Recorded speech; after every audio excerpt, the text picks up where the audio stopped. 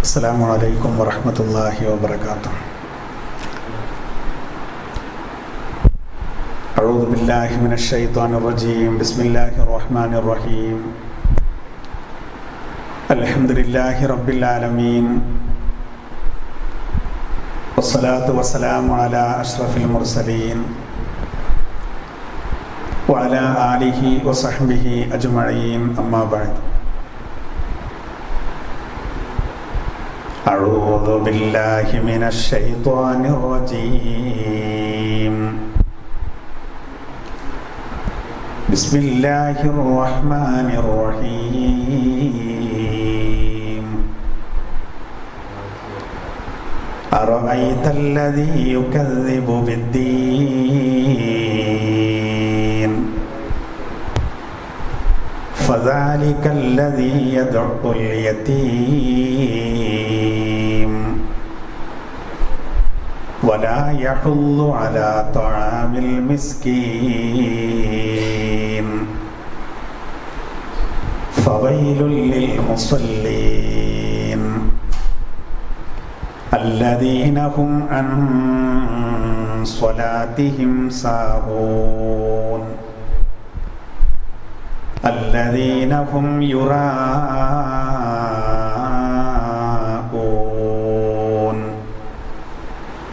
ويمنعون الماعون.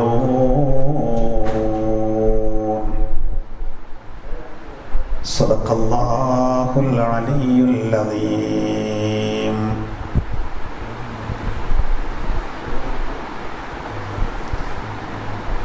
ആദരണീയരായ സത്യവിശ്വാസികളെ, സഹോദരങ്ങളെ, സഹോദരിമാരെ,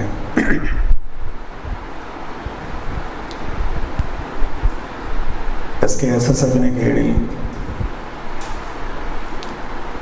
നടത്തിവരുന്ന പള്ളിക്കൂടം ഖുർആൻ പ്രഭാഷണ സദസ്സിൽ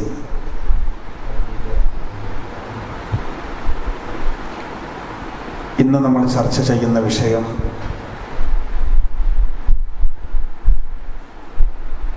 ഒരു പെരുന്നാളിൻ്റെ കഥയെ സംബന്ധിച്ചാണ്. ഇസ്ലാമിക ചരിത്രത്തിൽ നടന്ന ആ സംഭവം നമുക്ക് നൽകുന്ന പാഠം, അത് നൽകുന്ന സന്ദേശം സമകാലിക സംഭവങ്ങളോട് അതൊന്ന് കൂട്ടി വായിക്കുമ്പോൾ ഇന്നത്തെ ഈ പ്രത്യേകമായ സാഹചര്യത്തിൽ എത്രമാത്രം അത് ശ്രദ്ധേയമാകുന്നു എന്നതിനെ സംബന്ധിച്ചാണ് ഇന്ന് നമ്മൾ ചർച്ച ചെയ്യുന്നത്. അല്ലാഹു സുബ്ഹാനഹു വ തആല നമ്മുടെ എല്ലാ പ്രവർത്തനങ്ങളും സ്വീകരിക്കട്ടെ. ആമീൻ. പരിശുദ്ധ ദുൽഹിജ്ജ മാസത്തിൽ അതിൻ്റെ ആദ്യത്തെ 10 ബലി പെരുന്നാളിനെ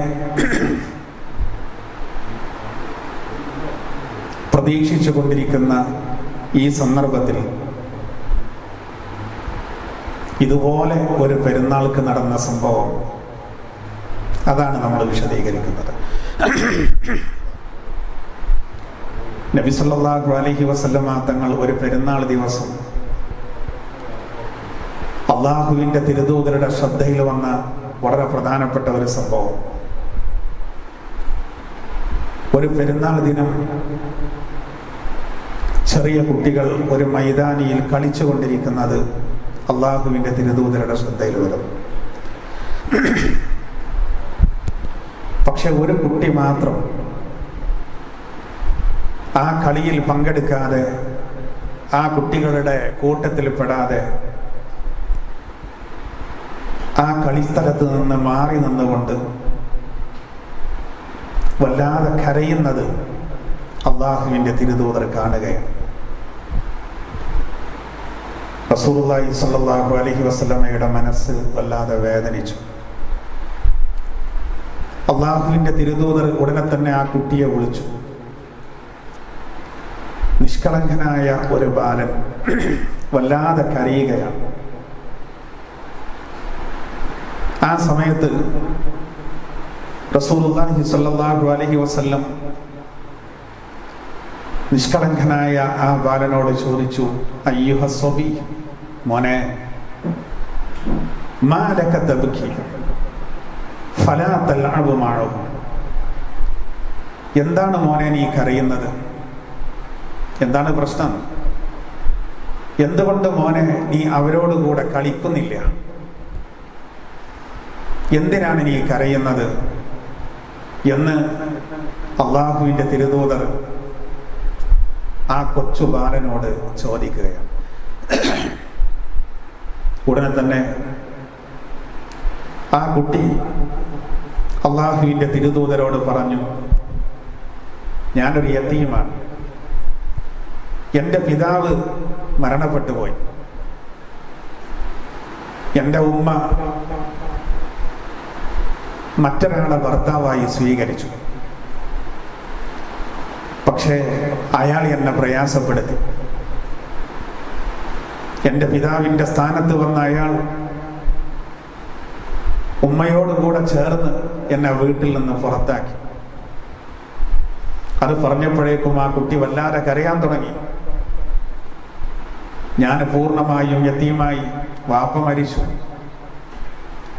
ഉമ്മ മറ്റൊരാളെ ഭർത്താവായി സ്വീകരിച്ചു, അവരെന്നെ വീട്ടിൽ നിന്ന് പുറത്താക്കി.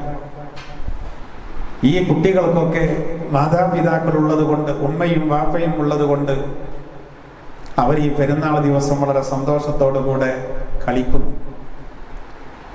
ആ കുട്ടി നബി സല്ലല്ലാഹു അലൈഹി വസല്ലമ തങ്ങളോട് പറഞ്ഞു അത്രേ, ലൈസ ലീ ത്വആമുൻ വലാ ശറാബുൻ വലാ സിയാബുൻ വലാ ബൈത്ത്, എനിക്ക് ഭക്ഷണമില്ല, എനിക്ക് വെള്ളമില്ല, എനിക്ക് വസ്ത്രമില്ല, എനിക്ക് വീടില്ല, അതുകൊണ്ടാണ് ഞാൻ കരയുന്നത് എന്ന് നബി സല്ലല്ലാഹു അലൈഹി വസല്ലമ തങ്ങൾ ആ കുട്ടിയെ തന്നോട് ചേർത്തി പിടിച്ചിട്ട് ആ കുട്ടിയോട് പറഞ്ഞു അത്രേ, മോനെ,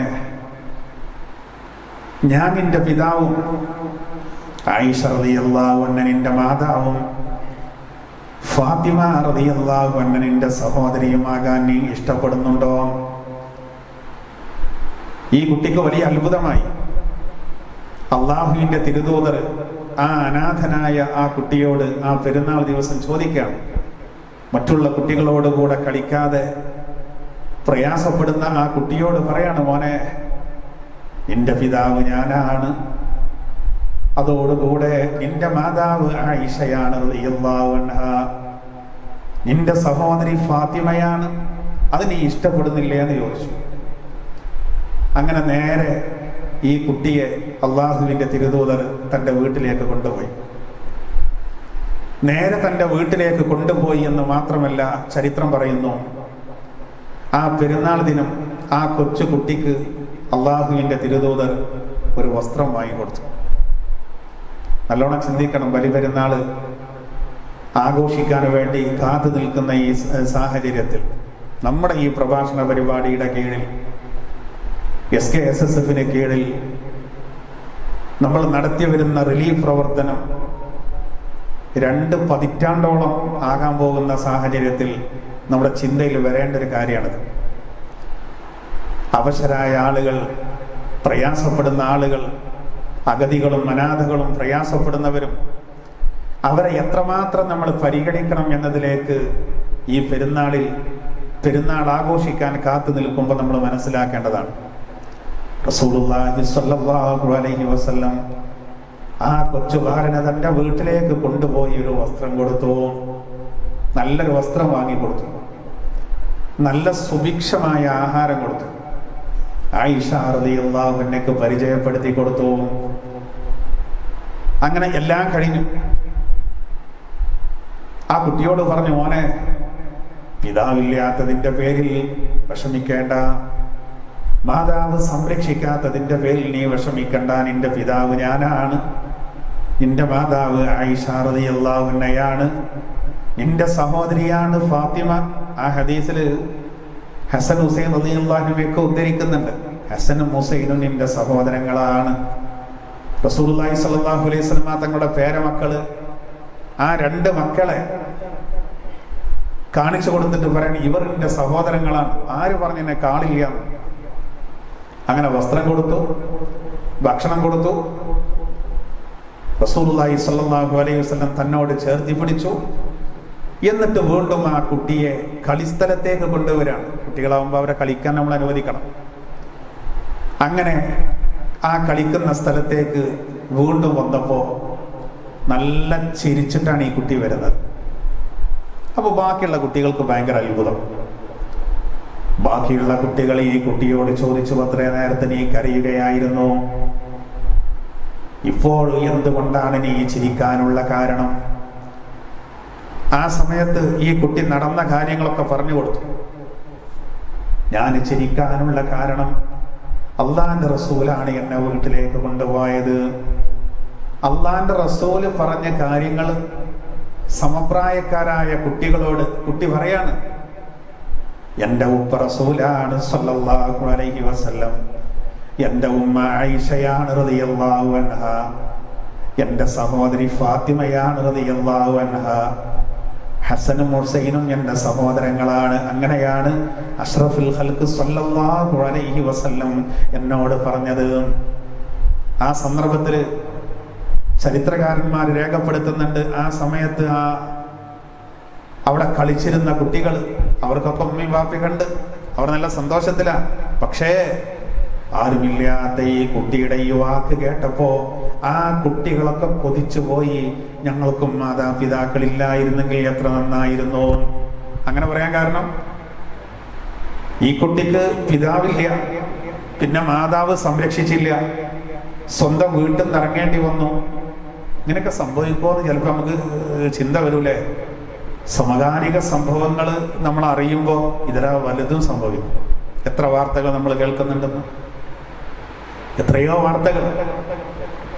പെരുന്നാൾക്ക് ഡ്രസ് എടുക്കാനെന്ന് പറഞ്ഞ് സ്വന്തം മക്കളെ കൊണ്ടുപോയി ഭാര്യയെയും മക്കളെയും കൊന്ന ചരിത്രം മലയാളത്തിന്റെ മണ്ണിലുണ്ട്.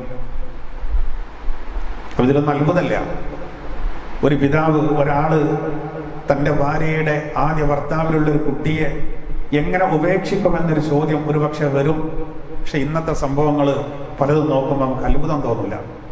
എന്തായിരുന്നാലും അവിടെ ഉണ്ടായിരുന്ന കുട്ടികൾ ഒരു വേള ചിന്തിച്ചു, ഇവന് വാപ്പല്ലാത്തത് കൊണ്ട്, ഉമ്മ നോക്കാത്തത് കൊണ്ട് ഇപ്പൊ വാപ്പാന്റെ സ്ഥാനത്ത് റസൂല് വന്നു സ്വല്ലല്ലാഹു അലൈഹി വസല്ലം, ഉമ്മാന്റെ സ്ഥാനത്ത് ആയിഷ ബീവി വന്നു റളിയല്ലാഹു തആല അൻഹാ.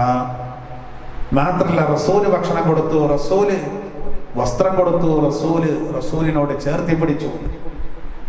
വല്ലാത്തൊരു ഭാഗ്യം. കുട്ടികൾ അതിനെ മോഹിച്ചു എന്നാണ്.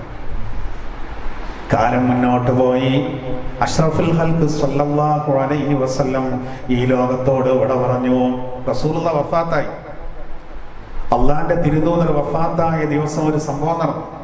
എന്നൊരു സംഭവം നടന്നു എന്ന് പറഞ്ഞാൽ, കുട്ടി പെരുന്നാൾ ദിവസം റസൂല് ഡ്രസ്സ് വാങ്ങിക്കൊടുത്ത് ഭക്ഷണം കൊടുത്ത് തന്നോട് ചേർത്ത് പിടിച്ച കുട്ടി, അള്ളാന്റെ റസൂല് വഫാത്തായ സന്ദർഭം, ആ സങ്കടം സഹിക്കാൻ വയ്യാതെ ആ കുട്ടി നിലത്തിരുന്നു കൊണ്ട് മണ്ണ് വാരി തലയിലിട്ടു. ആ കുട്ടിയുടെ ഒരു മാനസികമായ വിഷമാണ്. മണ്ണൊന്നായിട്ട് വാരിയിട്ട് തലയിലിട്ടു, മണ്ണ് വാരി തലയിലിട്ടു. ഇത് കണ്ട സയ്യിദുനാ അബൂബക്കർ സിദ്ദീഖ് റളിയല്ലാഹു അൻഹു ആ കുട്ടിയെ തന്നോട് ചേർത്തി പിടിച്ചു വന്ന് ചരിത്രം രേഖപ്പെടുത്തുന്നു. റസൂലുള്ളാഹിന്റെ വലം കൈയാണ് സിദ്ദീഖ് അക്ബർ റളിയല്ലാഹു അൻഹു. റസൂലിന്റെ ശേഷം പിന്നെ നേതാവായ അബൂബക്കർ റളിയല്ലാഹു അൻഹു ആ കുട്ടിയുടെ സംരക്ഷണം ഏറ്റെടുത്തുവെന്ന് ചരിത്രം പറയുന്നു. റസൂല് ചെയ്തതുപോലെ അബൂബക്കർ റളിയല്ലാഹു അൻഹു മോനെ ഭയപ്പെടണ്ട എന്ന് പറഞ്ഞ് ചേർത്തി പിടിച്ചു എന്നാണ്. ഈ വിഷയം നമ്മളൊന്ന് പറയാൻ കാരണം ഒരുപാട് കാരണങ്ങളുണ്ട്. ഒന്ന്, ബലിപെരുന്നാൾ ഒരു വെളിപ്പാടകലെ എത്തി നിൽക്കുന്നു. സാധ്യമാകുന്ന രൂപത്തിലൊക്കെ ആഘോഷിക്കാൻ വേണ്ടി നമ്മൾ ഒരുങ്ങി നിൽക്കുന്ന സന്ദർഭം, സാഹചര്യം. അതുകൊണ്ട് ഈ ചരിത്രം ഈ സമയത്ത് നമ്മൾ പറയുക എന്നത് അവസരോചിതമാണ്. നല്ല ഡ്രസ്സ് ധരിക്കലും ഹലാലായ ഭക്ഷണം കഴിക്കലും അതില്ലാത്തവർക്ക് അത് കൊടുക്കലും ഇസ്ലാമിൽ വളരെ പുണ്യമാണ് എന്ന് ഈ ചരിത്രത്തിലൂടെ പഠിക്കാം. ഒരു പാഠമത. മറ്റൊന്ന്, വിധവകളായ സ്ത്രീകൾ, അനാഥകളായ കുട്ടികൾ, പ്രയാസപ്പെടുന്ന ആളുകൾ, അവരൊക്കെ സഹായിക്കുക എന്ന് പറഞ്ഞാൽ ഇസ്ലാമിൽ വളരെ പുണ്യമാണ് എന്ന ഒരു സന്ദേശം ഈ സംഭവം നമുക്ക് പഠിപ്പിക്കുകയാണ്. അതോടുകൂടെ ഇന്നത്തെ ഈ മാറിയ സാഹചര്യത്തിൽ നമുക്കറിയാം ഒരുപാട് സംഭവങ്ങൾ കുട്ടികളോട് ബന്ധപ്പെട്ട് നമ്മൾ നിരന്തരം കേട്ടുകൊണ്ടിരിക്കുകയാണ്. 6-7 വയസ്സായ ചെറിയ പെൺകുട്ടികൾ വരെ അതിഭീഭത്സമായ രൂപത്തിൽ ബലാത്സംഗം ചെയ്യപ്പെടുകയും അങ്ങനെ കൊല്ലപ്പെടുകയും ചെയ്യുന്ന വാർത്തകൾ, നിർദ്ദയം കുട്ടികളെ കൊന്നുകളയുന്ന അവസ്ഥ ഇന്ന് നമ്മൾ കേട്ടുകൊണ്ടിരിക്കുകയാണ്. ഓരോ ദിവസവും അത്തരത്തിലുള്ള വാർത്തകൾ.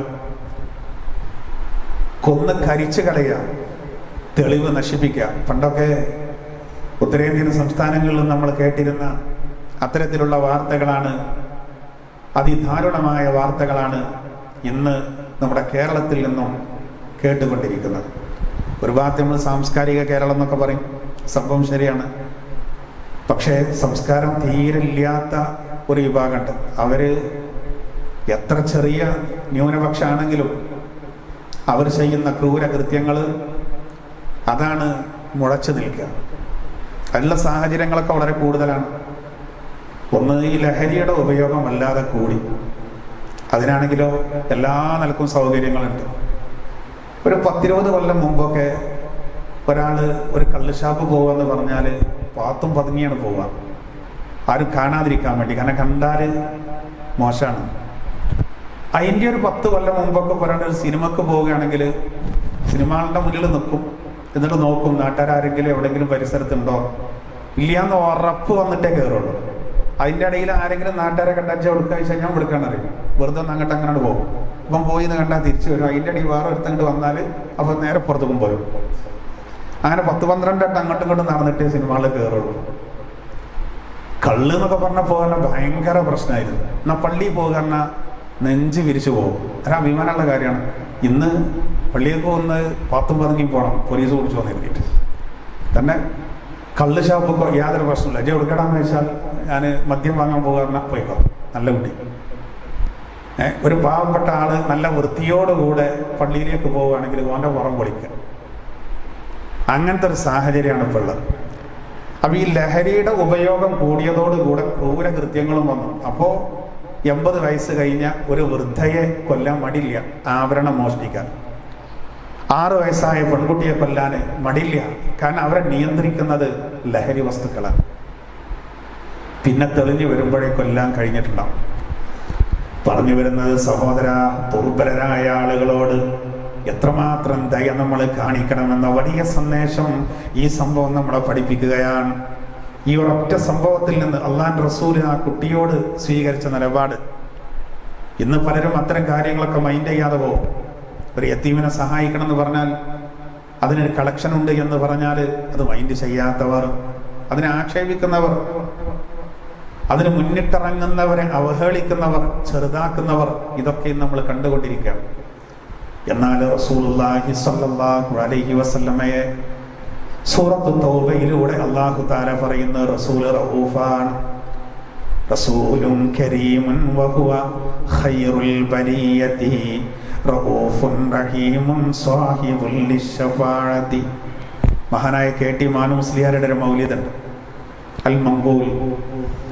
ആ മൗലിദിൽ റസൂലുള്ളാഹി സ്വല്ലല്ലാഹു അലൈഹി വസല്ലമയുടെ കൃപ, റസൂലിന്റെ ദയ, മറ്റുള്ളവരോട് കാണിക്കുന്ന കാരുണ്യം, അത് സംബന്ധിച്ച് മർഹൂം മാനുസ്താദ് വിശദീകരിക്കുന്നുണ്ട്. ആ മൗലിദിൽ അദ്ദേഹം എഴുതിയ വരികളാണ്: റസൂലുൻ കരീമുൻ വഹുവ ഖൈറുൽ ബരിയതി റഊഫുൻ റഹീമുൻ സാഹിബുൽ ലിശ്ശഫാഅതി. റസൂൽ സ്വല്ലല്ലാഹു അലൈഹി വസല്ലം കരീമാണ്, റസൂൽ ഉദാരനാണ്. വഹുവ ഖൈറുൽ ബരിയതി, റസൂൽ സൃഷ്ടികളിൽ അത്യുത്തമനാണ്. റഊഫുൻ റഹീമുൻ സാഹിബുൽ ലിശ്ശഫാഅതി, റസൂൽ കൃപയുള്ള ആളാണ്, മറ്റുള്ളവരോട് ദയ കാണിക്കുന്ന ആളാണ്, ശുപാർശയുടെ ഉടമയാണ്. അസീസുൻ അലൈഹി മാ അനിത്തും കമാ ഹുവാ ഹരീസുൻ അലൈക്കും ബിൽ ഹുദാ വസ്സഅദതി. നിങ്ങൾക്കൊരു പ്രയാസം വരുന്നത് ആ റസൂലിന് സഹിക്കാൻ കഴിയാത്ത കാര്യമാണ്. നിങ്ങൾക്ക് ഹിദായത്ത് ലഭിക്കണമെന്നത് റസൂല് ആ വിഷയത്തിൽ അതീവ തൽപരനാണ്. നിങ്ങൾക്കൊരു പ്രയാസം വരുന്നത് സഹിക്കാൻ കഴിയില്ല, നിങ്ങൾ നേർമാർഗത്തിലാകണമെന്ന് റസൂല് വല്ലാതെ ആഗ്രഹിക്കുന്നു. റസൂല് കാരുണ്യവാനാണ്, റസൂല് കൃപയുള്ള ആളാണ്, റഊഫാണ്, റഹീമാണ്. ഖുർആനിലെ ഒരു വചനത്തിന്റെ അടിസ്ഥാനത്തിലാണ് അദ്ദേഹം ഈ കവിത ഉദ്ധരിക്കുന്നത്, ഈ കവിത എഴുതുന്നത്, അത് നമുക്ക് സമർപ്പിക്കുന്നത്. ഏതായിരുന്നാലും അതിന്റെ ഒരു വലിയ ഉദാഹരണം റസൂലുള്ളാഹി സ്വല്ലല്ലാഹു അലൈഹി വസല്ലമ തങ്ങൾ നമ്മളെ പഠിപ്പിക്കുകയാണ്, കാണിച്ചു തരാം. എന്തുകൊണ്ടാണത്? യതീമുകളെ റസൂലുള്ളാഹി വല്ലാതെ പരിഗണിച്ചു, പാവപ്പെട്ടവരെ വല്ലാതെ പരിഗണിക്കാൻ കാരണം നാളെ സ്വർഗവും നരകവും ഒരു വാദപ്രതിവാദം നടക്കുന്നതിനെ പറ്റി നബി തങ്ങൾ പഠിപ്പിച്ചിട്ടുണ്ട്. ജിബ്രീൽ അലൈഹിസ്സലാം റസൂലുള്ളാഹി സ്വല്ലല്ലാഹു അലൈഹി വസല്ലമയെ പഠിപ്പിക്കുകയാണ്, നാളെ പരലോകത്ത് നരകവും സ്വർഗവും ഒരു വാദപ്രതിവാദം നടത്തുകയാണ്. അപ്പൊ നരകം പറയാത്രേ, അഹങ്കാരികളായ ആളുകൾ, അധർമ്മകാരികൾ എൻ്റെ അരികലായിരിക്കും, എന്നിലായിരിക്കും, നരകത്തിലായിരിക്കും. പണം പ്രതാപമൊക്കെ ഉണ്ടാകുമ്പോൾ പലപ്പോഴും അഹങ്കാരം ഉണ്ടാവും. ഈ സമയത്ത് സ്വർഗം പറയുന്നത്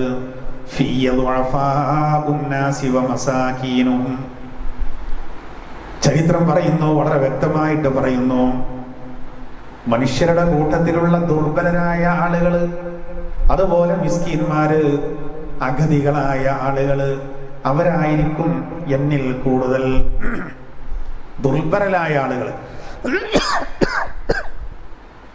പാവപ്പെട്ട ആളുകൾ, മിസ്കീന്മാര്, അവരായിരിക്കും സ്വർഗത്തിൽ കൂടുതൽ എന്ന് സ്വർഗം നരകത്തിനോട് വാദപ്രതിവാദം നടത്തുമെന്ന് മുഹമ്മദുർ റസൂലുള്ളാഹി സ്വല്ലല്ലാഹു അലൈഹി വസല്ലം.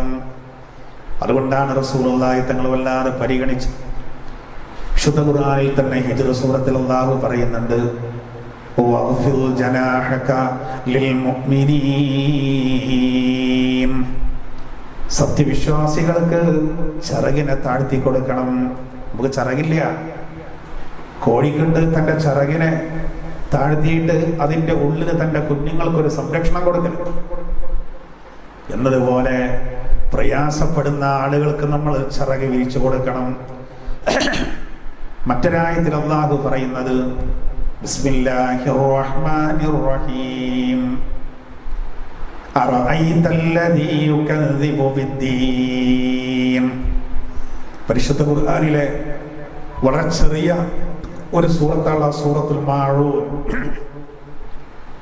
ഈ മാഊൻ സൂറത്തിൽ അല്ലാഹു ചോദിക്കുകയാണ്, അറഅയ്തല്ലദീ യുകദ്ദിബു ബിദ്ദീൻ. മതത്തെ നിഷേധിക്കുന്നവനെ നീ കണ്ടുവോ? ആരാണ് മതത്തെ നിഷേധിക്കുന്നവൻ? അതായത് അവന്റെ സ്വഭാവം പറയാണ്, ഫദാലികല്ലദീ യദുഉൽ യതീം. അവൻ യതീമിനെ അവഗണിക്കുന്നവനാണ്. ഒന്നാമത്തതാണ് മതത്തെ തള്ളിക്കളയുന്നവൻ. മതത്തിന്റെ ഏറ്റവും പ്രധാനപ്പെട്ട ഘടകമാണ് പരലോക വിശ്വാസം. അതുകൊണ്ടാണ് പ്രതിഫലദാന ദിവസത്തെ നിഷേധിക്കുന്നവൻ എന്ന് പറയാൻ കാരണം. അവന്റെ അടയാളം അവൻ യതീമിനെ അവഗണിക്കും. മാത്രമല്ല വലാ യഹുല്ലു അലാ തുആമിൽ മിസ്കീൻ. പാവങ്ങൾക്ക് ആഹാരം കൊടുക്കുന്ന വിഷയത്തിൽ താല്പര്യം കാണിക്കാത്തവനാണ് അവൻ. നോക്കൂ, വിശുദ്ധ ഖുർആനിൽ അല്ലാഹു പറയാണ്, മതത്തെ നിഷേധിക്കുന്നവന്റെ സ്വഭാവം ഒന്ന്, യതീമിനെ അവഗണിക്കും അവൻ. രണ്ടാമത്തത്, പാവങ്ങൾക്ക് ആഹാരം കൊടുക്കുന്ന വിഷയത്തിൽ അവൻ താല്പര്യം കാണിക്കില്ല. ഇവിടെ റസൂലുള്ളാഹി സ്വല്ലല്ലാഹു അലൈഹി വസല്ലം തങ്ങൾ എത്രമാത്രം താല്പര്യം കാണിച്ചു. കളിയിൽ പങ്കെടുക്കാതെ പിതാവ് നഷ്ടപ്പെട്ട ആ കുട്ടി, നല്ല വസ്ത്രമില്ലായിരുന്നു എന്ന് ഹദീസിൽ കാണാം. ആ കുട്ടി ധരിച്ച വസ്ത്രം മുഷിഞ്ഞ വസ്ത്രമായിരുന്നു. അതുകൊണ്ട് റസൂലുള്ള കൊണ്ടുപോയി സംരക്ഷണം കൊടുത്തു. റസൂലുള്ളാഹി സ്വല്ലല്ലാഹു അലൈഹി വസല്ലം ഒരിക്കൽ പറഞ്ഞു, അസ്സാഇ അലൽ അർമലതി വൽ മിസ്കീൻ കൽ മുജാഹിദി ഫീ സബീലില്ലാഹ്. മിസ്കീന്മാർക്കും അതുപോലെ വിധവകൾക്കും വേണ്ടി പ്രവർത്തിക്കുന്ന ആളുകൾ അള്ളാഹിന്റെ മാർഗത്തിൽ ജിഹാദ് ചെയ്യുന്നവരെ പോലെയാണ്. ജിഹാദ് ഒരുപാടുണ്ട്. എന്നാ വലിയ ജിഹാദ് എന്താ? വലിയ ജിഹാദ് എന്ന് പറയുന്നത് ഏതാണ്? ആ ഹദീസിൽ തന്നെ കാണാൻ നബി തങ്ങൾ ഇങ്ങനെ പറഞ്ഞു അത്രേ, മുറിയാതെ നിസ്കരിക്കാം, ഇടതടവില്ലാതെ നിസ്കരിക്കുന്നവനെ പോലെയാണ്. അതല്ലെങ്കിൽ ഇടതടവില്ലാതെ നോമ്പനുഷ്ഠിക്കുന്നവനെ പോലെയാണ്. അഗതികൾക്ക് വേണ്ടി പ്രവർത്തിക്കുന്നവൻ, അതുപോലെ വിധവകൾക്ക് വേണ്ടി പ്രവർത്തിക്കുന്ന ആളുകൾ, അങ്ങനെയുള്ള ആളുകളെ പറ്റി അള്ളാഹുവിന്റെ റസൂൽ പറയാണ്, അവർ മുറിയാതെ നോമ്പ് നോൽക്കുന്നവരെ പോലെ, ഇടതടവില്ലാതെ ഒരു ദിവസം പോലും മുറിവില്ലാതെ നോമ്പ് നോറ്റാൽ, രാത്രി തീരെ ഉറങ്ങാതെ നിസ്കരിച്ചാൽ, 24 മണിക്കൂർ നിസ്കാരം, കാലാകാലം നോമ്പ്, ഒന്ന് സങ്കല്പിച്ചു നോക്കൂ. അങ്ങനെ ഒരാൾക്ക് കഴിയില്ല. എന്ന ആയുഷ്കാലം മുഴുവനും ഒരാൾ ആ നിലപാട് സ്വീകരിച്ചാൽ, കഴിഞ്ഞിരുന്നെങ്കിൽ അയാൾക്ക് എത്ര പ്രതിഫലം ലഭിക്കും. അത്ര പ്രതിഫലം അള്ളാഹു നൽകുന്ന ഒരേ ഒരു വിഷയം എന്താ അറിയോ? അതാണ് പാവപ്പെട്ടവർക്ക് വേണ്ടി പ്രവർത്തിക്കാം. അതുകൊണ്ടാണ് നമ്മൾ ഈ റിലീഫിന്റെ പിന്നാലെ വല്ലാതെ കൂടിയിരിക്കുന്നത്. വിഷയത്തിന്റെ ഗൗരവം അറിയാത്തവർക്ക് ഇവർക്ക് വേറെ പണിയൊന്നുമില്ല എന്ന് തോന്നിപ്പോ വേറെ ഒരു ലക്ഷ്യം ഉണ്ടാകരുത്. ഇന്നിപ്പോ ചാരിറ്റി പ്രവർത്തനം നടത്തിയിട്ട് മുതലാളിമാരായ ആളുകളുണ്ട്, അത് ഒരു കച്ചവടമാക്കിയവരുണ്ട്, അതിൻ്റെ പേരിൽ ചൂഷണം ചെയ്യുന്നവരുണ്ട്. അവർക്കൊക്കെ ചിലപ്പോൾ ഈ ലോകത്ത് വെച്ച് തന്നെ അതിൻ്റെ ഫലം അനുഭവിക്കേണ്ടി വരും. കാരണം അത് വലിയ പ്രശ്നമാണ്. എന്നാൽ അതേസമയം ആത്മാർത്ഥമായി പ്രയാസപ്പെടുന്നവർക്ക് വേണ്ടി നമ്മൾ പ്രവർത്തിക്കുമ്പോൾ അതുകൊണ്ട് നമുക്ക് വലിയ പ്രതിഫലം ലഭിക്കും. ഒരുപാട് ഹദീസുകൾ കാണാൻ സാധിക്കും. ഭക്ഷണം കൊടുക്കുക എന്നൊക്കെ പറഞ്ഞാൽ ചില്ലറ കാര്യമാണ് അല്ല, അത് വളരെ പ്രധാനപ്പെട്ട കാര്യമാണ്. ഇപ്പൊ നമ്മൾ സദ്യകൾ ഉണ്ടായാലും റസൂലുള്ളാഹി സ്വല്ലല്ലാഹു അലൈഹി വസല്ലം ഒരിക്കൽ പറഞ്ഞത്, ത്വആമുൽ വലീമ യുദ്ആ ഇലൈഹൽ അഗ്നിയാഉ വയുത്റകുൽ ഫുഖറാ. സൽക്കാരങ്ങളിൽ ശപിക്കപ്പെട്ട ഏറ്റവും വൃത്തികെട്ട ഹീനമായ സദ്യ ഏതാണ്?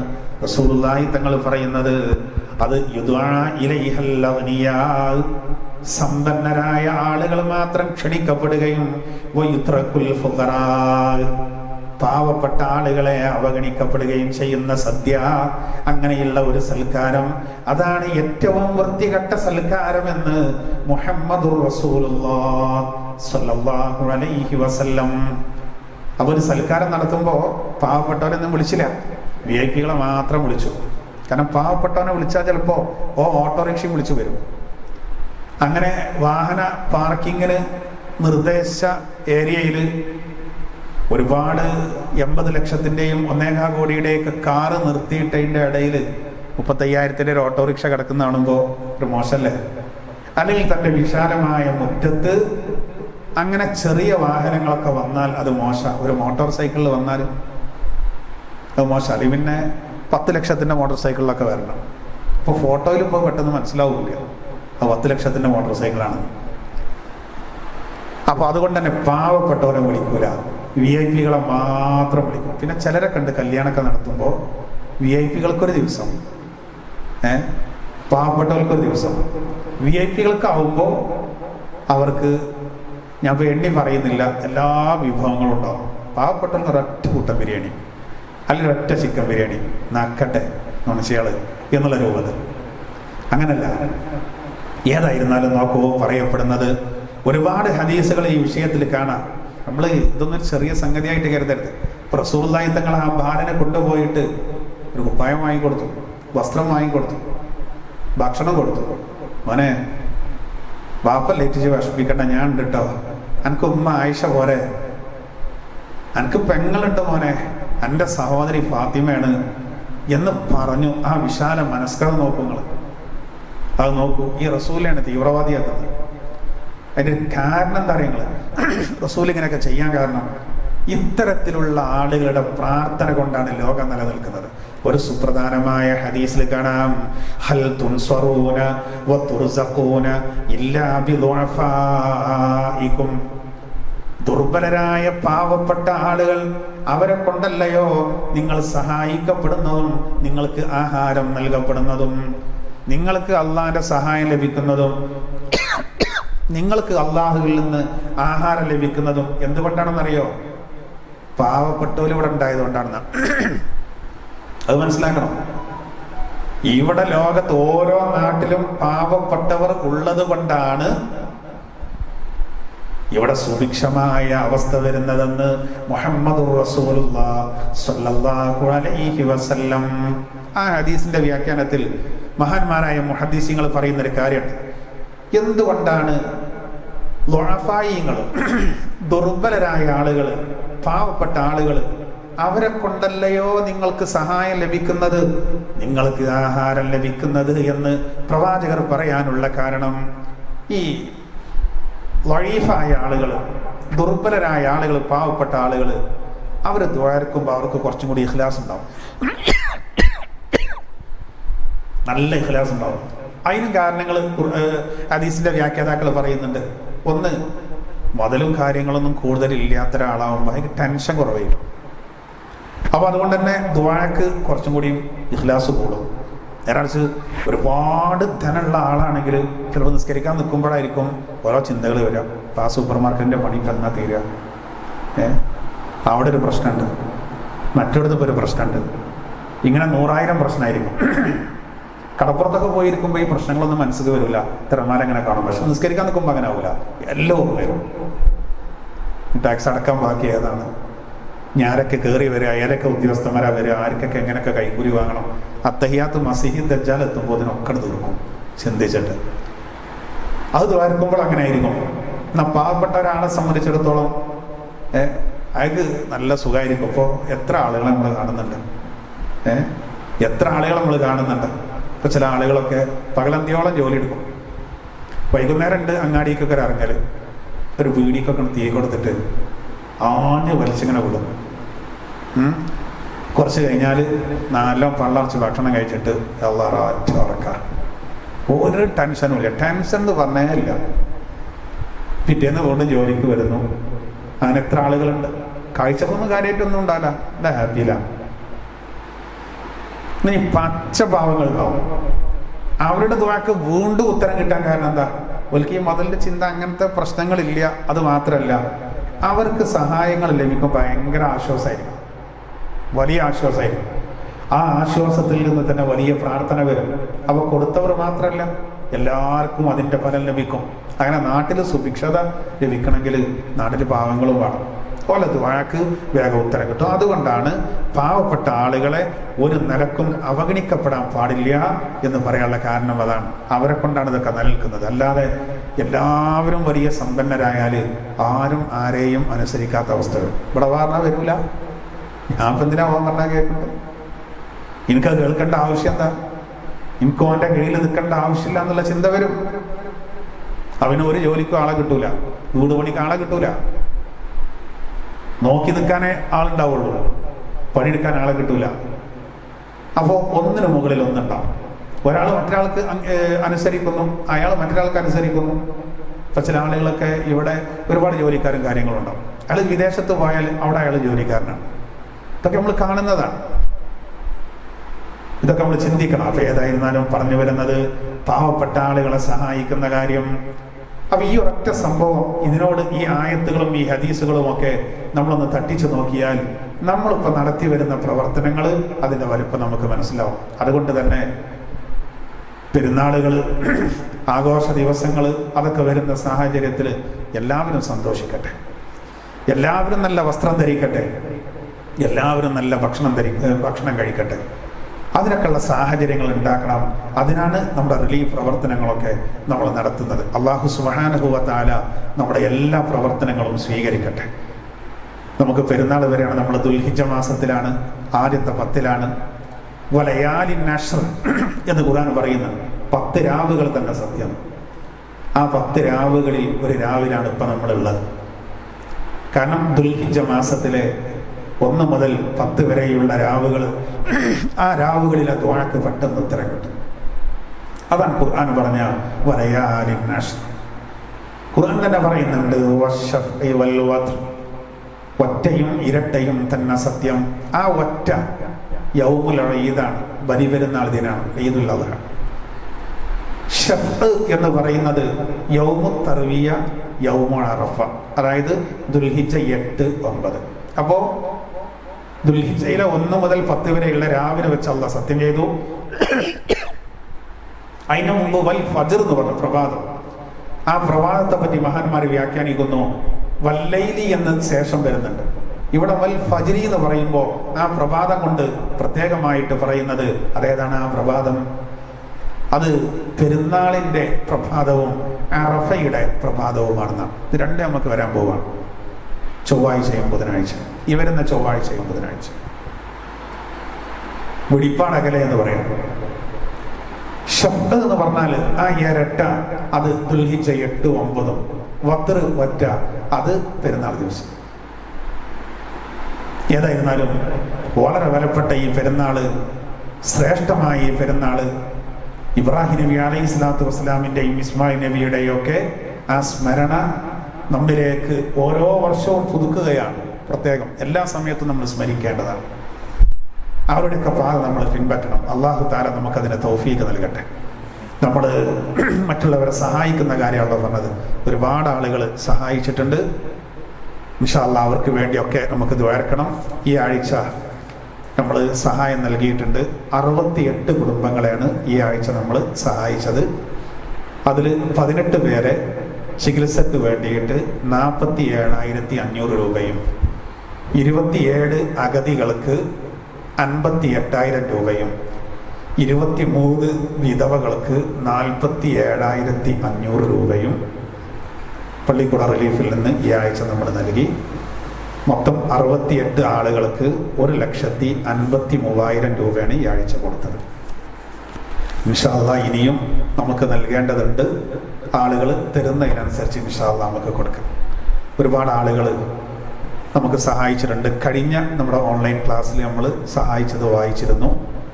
മൊത്തം കഴിഞ്ഞ ഓൺലൈൻ ക്ലാസ്സിനോടനുബന്ധിച്ച് കിട്ടിയത് 26,474 രൂപയാണ്. 26,474. ഇനി അതിൻ്റെ ശേഷം ഇന്ന് വരെ കിട്ടിയത് ഇന്ന് വായിക്കാം. സ്ഥിരമായിട്ട് നൽകുന്ന നമ്മുടെ ഒരു സഹോദരി അവരുടെ കടയിൽ നിന്ന് ഒരു 700 രൂപ നൽകിയിട്ടുണ്ട്. അതുപോലെ ഒരു സഹോദരി ഒരു 350 രൂപ നൽകിയിട്ടുണ്ട്. അതുപോലെ ഒരു സഹോദരി ഒരു 200 രൂപ നൽകിയിട്ടുണ്ട്. അള്ളാഹു സ്വീകരിക്കട്ടെ. അതുപോലെ തന്നെ ഒരു സഹോദരൻ, വിദേശത്തുള്ള നമ്മുടെ ഒരു സഹോദരൻ, ഒരു കുട്ടിയുണ്ടായി, ഭാര്യയുടെ പ്രസവം റാഹത്തായപ്പോൾ ഒരു 10,000 രൂപ നൽകിയിട്ടുണ്ട്. അവരുടെ ഉമ്മ ഒരു 500 രൂപ പ്രത്യേകം നൽകിയിട്ടുണ്ട്. ആ വീട്ടിൽ നിന്ന് തന്നെ പിന്നെ ഒരു 101 രൂപ വേറെ നൽകിയിട്ടുണ്ട്. അതുപോലെ തന്നെ നേർച്ചയാക്കിയത് ഒരു 1,050 രൂപ ഒരു സഹോദരന് നൽകിയിട്ടുണ്ട്. അതുപോലെ തന്നെ ഒരു സഹോദരൻ ഒരു 500 രൂപ നൽകിയിട്ടുണ്ട്. ഒരു സഹോദരൻ 500 രൂപ നൽകിയിട്ടുണ്ട്. മറ്റൊരു സഹോദരൻ 500 രൂപ നൽകിയിട്ടുണ്ട്. അതുപോലെ തന്നെ നേർച്ചയാക്കിയത് ഒരു സഹോദരി ഒരു 500 രൂപ നൽകിയിട്ടുണ്ട്. ഒരു സഹോദരി ഒരു 303 രൂപ നൽകിയിട്ടുണ്ട്. അതുപോലെ തന്നെ ഒരു സഹോദരി മകൻ്റെ അസുഖമൊക്കെ മാറാൻ വേണ്ടിയിട്ട് പ്രത്യേകം ദുആ ചെയ്യാൻ ഒരു 1,120 രൂപ നൽകിയിട്ടുണ്ട്. ഒരു സഹോദരി ഒരു 700 രൂപ നൽകിയിട്ടുണ്ട്. അതുപോലെ തന്നെ ഒരു സഹോദരി ഒരു 1,000 രൂപ നൽകിയിട്ടുണ്ട്. അവർ തന്നെ ഒരു 50 രൂപ വേറെ നൽകിയിട്ടുണ്ട്. അതുപോലെ തന്നെ ഒരു സഹോദരി ഒരു സഹോദരന് ഒരു 600 രൂപ നൽകിയിട്ടുണ്ട്. അവരുടെ കുട്ടിക്ക് വേണ്ടി പ്രത്യേകം ദ്വാരക്കാൻ വേണ്ടി നൽകിയതാണ്. അതുപോലെ തന്നെ സ്ഥിരമായിട്ട് നൽകുന്ന കടയിൽ നിന്ന് നൽകുന്ന ആ കുടുംബം കൊണ്ട് ഒരു 500 രൂപ നൽകിയിട്ടുണ്ട്. അതുപോലെ തന്നെ കാലിൻ്റെ രോഗം മാറാൻ വേണ്ടി പ്രത്യേകം ദ്വാരക്കാൻ 313 രൂപ നൽകിയിട്ടുണ്ട്. ഒരു സഹോദരൻ 3,000 രൂപ. മറ്റൊരു സഹോദരൻ സ്ഥിരമായിട്ട് എല്ലാ മാസവും നൽകുന്നത് പോലെ 2,100 രൂപ. ആ വീട്ടിൽ നിന്ന് തന്നെ മറ്റൊരു സഹോദരൻ 1,000 രൂപ. അതുപോലെ തന്നെ ഒരു കുട്ടി പരീക്ഷയിൽ ജയിക്കാൻ വേണ്ടി ദ്വാരക്കാൻ ഒരു 200 രൂപ. അതുപോലെ തന്നെ സ്ഥിരമായിട്ട് നൽകുന്ന ഒരു സഹോദരൻ 5,000 രൂപ എല്ലാ മാസവും നൽകുന്നതാണ്. ഒരു സഹോദരൻ 500 രൂപ. വേറെ ഒരു സഹോദരി ഒരു 3,000 രൂപ. ഗൾഫിലുള്ള നമ്മുടെ ഒരു സഹോദരനാണ് 3000 രൂപ നൽകിയിട്ടുണ്ട്. അതുപോലെ പ്രത്യേകം എടുത്തു പറയേണ്ട ഒന്ന്, ഈ അടുത്ത് നമ്മിൽ നിന്ന് മരണപ്പെട്ടു പോയ സൈനബ് എന്ന് പറയുന്ന നമ്മളൊരു സഹോദരി, വല്യമ്മ, നമ്മളെ അമ്മൻ്റെ ബാഫുവാക്കാൻ്റെ ഭാര്യ, അവരുടെ സ്വർണ്ണാഭരണം അതിൻ്റെ ഒരു ഭാഗം പള്ളിയിലേക്കും ഒരു ഭാഗം നമ്മുടെ പള്ളിക്കൂട റിലീഫിലേക്കും അവർ നൽകി. 10 സ്വർണത്തിൻ്റെ ചിറ്റും 2 കമ്മലും പള്ളിക്കൂടത്തിലേക്ക് അവർ നൽകിയിരുന്നു. അത് 73,602 രൂപക്കുണ്ടായിരുന്നു. അത് എന്നെ കേൾക്കുന്നവർ പ്രത്യേകം ശ്രദ്ധിക്കണം, വലിയ ഒരു മാതൃകയാണ്. ആ മാതാവിൻ്റെ ശരീരത്തിലുണ്ടായിരുന്ന ആഭരണങ്ങൾ മുഴുവനും അവർ അതിൻ്റെ ഒരു പകുതി നമ്മുടെ പള്ളിയിലേക്ക് നൽകി, അതിൻ്റെ ഒരു പകുതി നമ്മുടെ പള്ളിക്കൂട റിലീഫിലേക്ക് നൽകി. അത് എല്ലാവർക്കും ഒരു മാതൃകയാണ്. അത് എല്ലാ മക്കളും അതിൽ 100% തൃപ്തിയോടുകൂടെ സന്തോഷത്തോടുകൂടെ ഉമ്മാക്ക് വേണ്ടി നൽകിയതാണ്. അത് പ്രത്യേകം എടുത്ത് ഞാൻ പേര് പറയാൻ കാരണം ഇത് എല്ലാവർക്കും ഒരു മാതൃക ആകട്ടെ എന്ന് കരുതിയിട്ടാണ്. അള്ളാഹു അതിൻ്റെ ഫലം അവരുടെ ആ മാതാവിൻ്റെയും അതുപോലെ അവരുടെ നേരത്തെ മരണപ്പെട്ടു പോയ പിതാവിൻ്റെയൊക്കെ ഖബറിലേക്ക് അള്ളാഹു എത്തിച്ചു കൊടുക്കട്ടെ. 3,00,000 രൂപയാണ് റിലീഫിലേക്ക് ആ വഴി വന്നത്. അതുപോലെ ഒരു സഹോദരൻ ഒരു 750 രൂപ വേറെ നൽകിയിട്ടുണ്ട്, മറ്റൊരു സഹോദരൻ 200 രൂപ നൽകിയിട്ടുണ്ട്, ഒരു സഹോദരിയാണത്. അതുപോലെ തന്നെ ഒരു സഹോദരന് ഒരു 500 രൂപ നൽകിയിട്ടുണ്ട്, ഒരു സഹോദരി ഒരു 1011 രൂപ നൽകിയിട്ടുണ്ട്, ഒരു സഹോദരന് ഒരു 200 രൂപ നൽകിയിട്ടുണ്ട്, ഒരു സഹോദരൻ 500 രൂപ നൽകിയിട്ടുണ്ട്, അതുപോലെ ഒരു സഹോദരൻ 600 രൂപ, അതുപോലെ നേർച്ചയാക്കിയത് ഒരു 200 രൂപ, അതുപോലെ അവിടെ തന്നെ ഒരു 102 രൂപ വേറെ, അതുപോലെ തന്നെ ഒരു 301 രൂപ വേറെ നൽകിയിട്ടുണ്ട്. അവർ തന്നെ പ്രത്യേകം മരിച്ചവർക്കൊക്കെ വേണ്ടി ദ്വാരക്കാൻ ഒരു 700 രൂപ വേറെ നൽകിയിട്ടുണ്ട്. അതുപോലെ ഒരു 500 രൂപ മക്കളുടെ പരീക്ഷയിലൊക്കെ വിജയം ഉണ്ടാകാൻ ദ്വാരക്കാൻ പ്രത്യേകം നേർച്ചയാക്കിയത് ഒരു 500 രൂപ നൽകിയിട്ടുണ്ട്. മാതാപിതാക്കളുടെ പേരിൽ ദ്വാരക്കാൻ ആ വീട്ടിൽ നിന്ന് തന്നെ ഒരു 500 രൂപ വേറെ നൽകിയിട്ടുണ്ട്. അതുപോലെ ഒരു 100 രൂപ വേറെ ഒരു ഉമ്മ കൊടുത്തയച്ചിട്ടുണ്ട്. അതുപോലെ പ്രത്യേകം ദ്വാരക്കാൻ ഒരു 700 രൂപ വേറെയും നൽകിയിട്ടുണ്ട്. ഇതൊക്കെ ഇന്ന് വരെ ലഭിച്ചതാണ്. ഇൻഷാ അല്ലാഹ് നമുക്ക് നമ്മുടെ പ്രവർത്തനങ്ങളൊക്കെ ഇനിയും സജീവമാക്കണം. അല്ലാഹു തആല നമ്മുടെ പ്രവർത്തനങ്ങളൊക്കെ സ്വീകരിക്കട്ടെ. അൽഹംദുലില്ലാഹി റബ്ബിൽ ആലമീൻ ഹംദൻ യുവാഫി നിഅമഹു വയുകാഫി മസീദ. അല്ലാഹുമ്മ സ്വല്ലി അലാ സയ്യിദിനാ മുഹമ്മദിൻ വഅലാ ആലി സയ്യിദിനാ മൗലാനാ മുഹമ്മദ്. അള്ളാഹുവെ ഞങ്ങളുടെ എല്ലാ പ്രവർത്തനങ്ങൾക്കും പരിപൂർണ്ണ പ്രതിഫലം നൽകണേ റഹ്മാനെ. അള്ളാഹുവെ പരിശുദ്ധമായ ഖുർആനുമായി ബന്ധപ്പെട്ട് ഞങ്ങളുടെ എല്ലാ പ്രവർത്തനങ്ങളും സ്വീകരിക്കണേ റഹ്മാനെ. അള്ളാഹുവെ ഞങ്ങളുടെ ചാനൽ വഴി ഇത് കേൾക്കുന്നവർ അള്ളാഹുവെ അവർക്കൊക്കെ അർഹമായ പ്രതിഫലം നൽകണേ റഹ്മാനെ. ഇതൊക്കെ അറേഞ്ച്മെൻറ്റ് ചെയ്ത ഞങ്ങളുടെ സഹോദരങ്ങൾ SKSSFിൻ്റെ പ്രവർത്തകർ അള്ളാഹുവെ അവർക്ക് ഖൈറും ബറക്കത്ത് നൽകണേ റഹ്മാനെ. അവരുടെ പഠനത്തിൽ, അവരുടെ ജോലിയിൽ, അവരുടെ കുടുംബജീവിതത്തിലൊക്കെ ബറക്കത്ത് നൽകണേ റഹ്മാനെ. രോഗങ്ങളുള്ളവരുണ്ട്, അവരുടെ എല്ലാവരുടെ രോഗങ്ങൾക്കും പരിപൂർണ്ണ ശിഫ നൽകണേ റഹ്മാനെ. വിദേശത്തുള്ളവരുണ്ട്, അള്ളാഹുവെ അവർക്കൊക്കെ ഖൈറും ബറക്കത്തും പ്രദാനം ചെയ്യണേ റഹ്മാനെ. ഞങ്ങൾക്ക് എല്ലാവർക്കും ആത്മാഭിമാനത്തോടുകൂടെ ജീവിക്കാനുള്ള ഭാഗ്യം നൽകണേ റഹ്മാനെ. എല്ലാവിധ മാരകമായ രോഗങ്ങളെ തൊട്ടും അപകടങ്ങളെ തൊട്ടും ഞങ്ങളെ നീ കാത്തു രക്ഷിക്കണേ റഹ്മാനെ. ദുആ കൊണ്ട് വസിയത്ത് ചെയ്തവരുണ്ട്, റിലീഫിലേക്ക് സഹായിച്ച ഒരുപാട് ആളുകൾ അള്ളാഹുവിനോടൊക്കെ പ്രയാസങ്ങൾ തീർത്തു കൊടുക്കണേ റഹ്മാനെ. ഉദ്ദേശങ്ങളെ പൂർത്തിയാക്കി കൊടുക്കണേ റഹ്മാനെ. അടക്കം മനസ്സ് നിനക്കറിയാം, സ്ഥിരമായി നൽകുന്നവരും അല്ലാത്തവരൊക്കെ ഉണ്ട്. എല്ലാവർക്കും അർഹമായ കൂലി നൽകണേ റഹ്മാനെ. അള്ളാഹുവെ ഞങ്ങൾക്ക് എല്ലാവർക്കും ഖൈറും ബറക്കത്തും നൽകണേ റഹ്മാനെ. അള്ളാഹുവെ അന്തസ്സോടുകൂടെ ജീവിക്കുവാനും ആത്മാഭിമാനത്തോടുകൂടെ ജീവിച്ച് പരിപൂർണ്ണ ഹിദായത്തിലായി മരിക്കുവാനും ഞങ്ങൾക്ക് എല്ലാവർക്കും തൗഫീഖ് നൽകി അനുഗ്രഹിക്കണേ റഹ്മാനെ. ബിറഹ്മതിക യാ അർഹമർ റഹീമീൻ. സല്ലല്ലാഹു അലാ മുഹമ്മദ് സല്ലല്ലാഹു അലൈഹി വസല്ലം. സല്ലല്ലാഹു അലാ മുഹമ്മദ് സല്ലല്ലാഹു അലൈഹി വസല്ലം. അല്ലാഹുമ്മ സല്ലി അലാ മുഹമ്മദ് യാ റബ്ബി സല്ലി അലൈഹി വസല്ലം. പള്ളിക്കൂടം നമ്മുടെ ഗ്രൂപ്പ് വഴി, നമ്മളെ വാട്സപ്പ് ഗ്രൂപ്പിലൂടെ സംഭാവന നൽകിയവരുണ്ട്. അത് ക്ലോസ് ചെയ്തിട്ടില്ല. ഇൻഷാ അല്ലാഹ് അടുത്ത ക്ലാസ്സിൽ വായിക്കാം. അസ്സലാമു അലൈക്കും വറഹ്മത്തുള്ളാഹി വബറകാതുഹു.